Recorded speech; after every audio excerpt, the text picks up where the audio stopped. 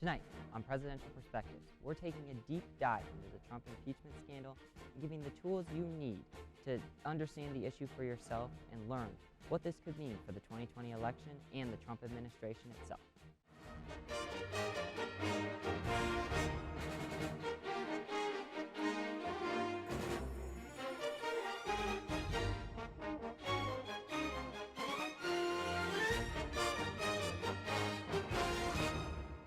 Good evening. I'm Alex Halade. Tonight, we're shifting our focus away from the statistics and policy issues to address a scandal that has taken over Washington and has the potential to rock both the 2020 election and the Trump administration.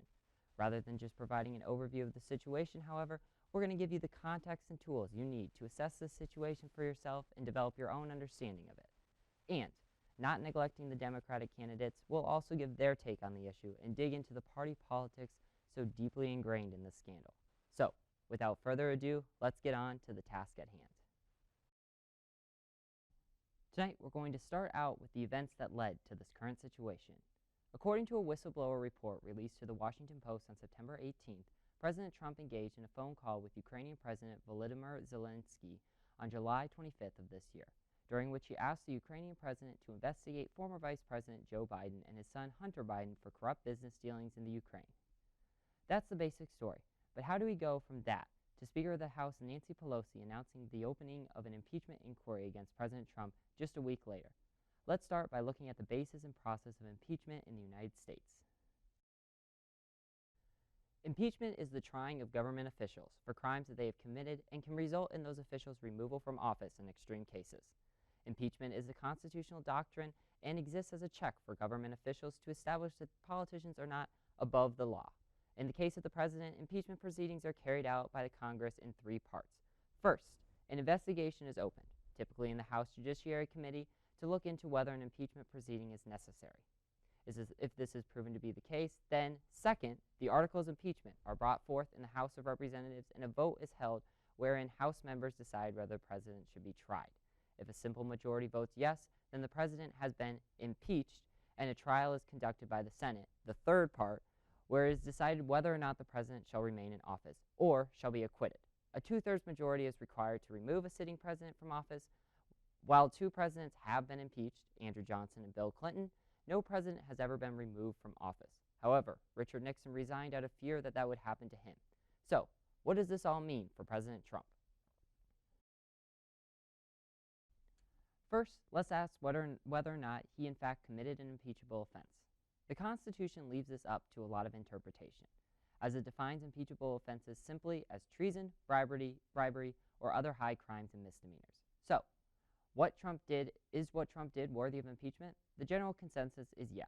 While the president has remained adamant that his actions were acceptable, there's no denying the inappropriateness of his conducting this phone call. Calling a foreign leader to ask that they investigate or provide salacious information about a potential political rival, Joe Biden is leading in the polls as of late, is certainly dirty politics. However, it is amplified by the fact that Trump is the President of the United States and that any action he takes reflects on the office of the President and the prestige that it holds. In addition, it has been revealed that President Trump delayed hundreds of millions of dollars of U.S. aid to the Ukraine just a few days before the phone call, raising concerns of blackmail as well. However, what does President Trump have to say about all of this? Well, a lot. Let's take a look at the President's perspective. As I mentioned earlier, Trump has been adamant about claiming his innocence, and while he and the White House both admit that he had the phone call, he believes it was a perfectly acceptable action. Trump has taken to Twitter repeatedly to attack political opponents and the current impeachment proceedings. In fact, Trump has proven so enraged by the impeachment proceedings that he took to Twitter on October 9th, 2 weeks after an inquiry was opened by Nancy Pelosi, to put out a series of salacious tweets. He started writing, quote, "Only 25% want the president impeached, which is pretty low considering the volume of fake news coverage, but pretty high considering the fact that I did nothing wrong. It is all just a continuation of the greatest scam and witch hunt in the history of our country," end quote. I would like to note here that that figure of 25% is a hefty underestimation, and that a 538 polling composite released the same day that this tweet was tweeted found that 48.8% of Americans are in favor of impeachment, and Fox News reported an even higher figure of 51%.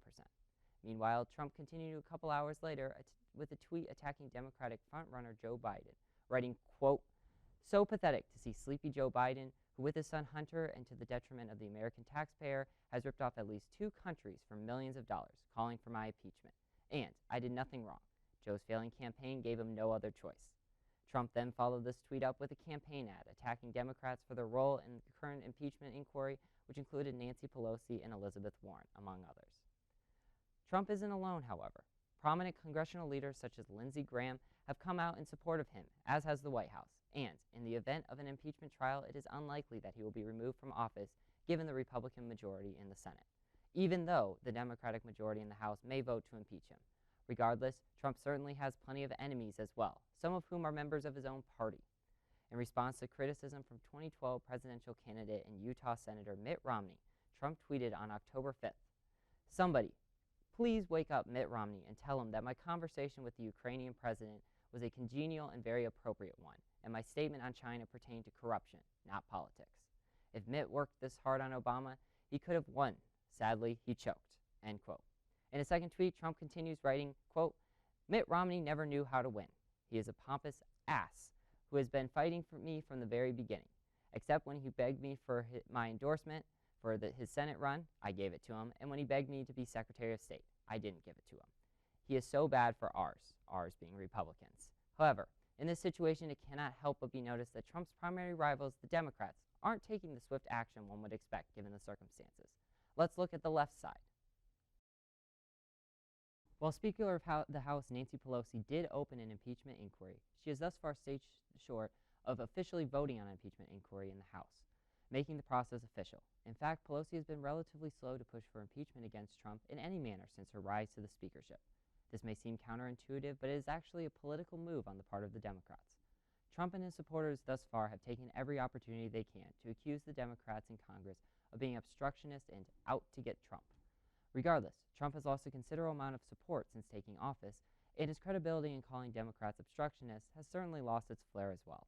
But if the Democrats were to open impeachment proceedings against Trump, they risk reigniting that argument and appearing as witch hunters to the moderate Trump voters that they are trying to flip in 2020. An impeachment proceeding very well could put Trump in the position of an embattled victim and hand him a second term. And this has happened before. Former President Bill Clinton saw a boost in his approval rating throughout the Monica Lewinsky scandal, while the Republican-held Congress appeared bloodthirsty. All of this is not to say that the 2020 Democratic candidates don't have strong words to say about the potential impeachment of President Trump. Let's take a look at the candidates' takes. Prominent candidates including Elizabeth Warren, Bernie Sanders, Pete Buttigieg, and Andrew Yang have made calls for further investigation into impeachment. For example, on September 24th, Elizabeth Warren tweeted, "The House must impeach, and it must start today." Now, I held back a bit on mentioning frontrunner Joe Biden, as he is central to this entire issue. Did he in fact do anything wrong, and was Trump responsible in investigating him? An October 9th Bloomberg article, cited at the end of this broadcast, seems to suggest that Biden is in fact innocent. The entire scandal stems from Joe Biden's son Hunter Biden accepting a board position at a large Ukrainian natural gas company called Burisma. While the optics of this aren't great, given that Hunter Biden certainly benefited from his father's prominent name, nothing about this is illegal or even extraordinary. There is more to this story, however. Burisma's founder, Mykola Zlochevsky, served as Minister of Ecology and Natural Resources under President Viktor Yanukovych. When the latter was removed from office by mass protesters in 2014, Zlochevsky was investigated but never found any charges against him, and Burisma was later found innocent as well. The Ukrainian prosecutor general at the time stated that no wrongdoing was done by the Bidens. Regardless, Trump and his supporters have claimed that Biden stepped in during the Ukrainian investigations to protect his son, given that he was the White House's point person on the Ukraine. This claim is largely unsubstantiated, suggesting that given our current knowledge, Biden is innocent, and this entire scandal may truly be evolving from a mere conspiracy. I will add that Biden, too, has joined the caucus of Democratic candidates advocating for impeachment. Now, finally, we usually start with this, but tonight we are going to leave you with the state of the race, as well as some interesting projections between Trump and Biden given their current political battle.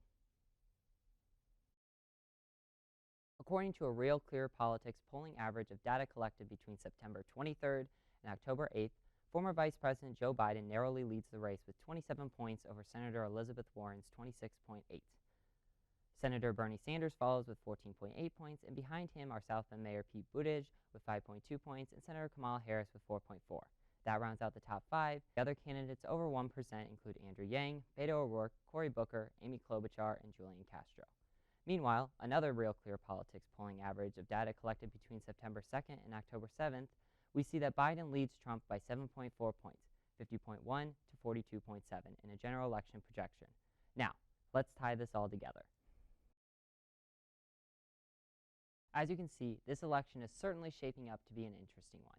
Whether President Trump is impeached is still up in the air, but we'll be sure to give an update in our next episode when we know more. In the meantime, thanks for watching, and be sure to stay current on these issues yourself.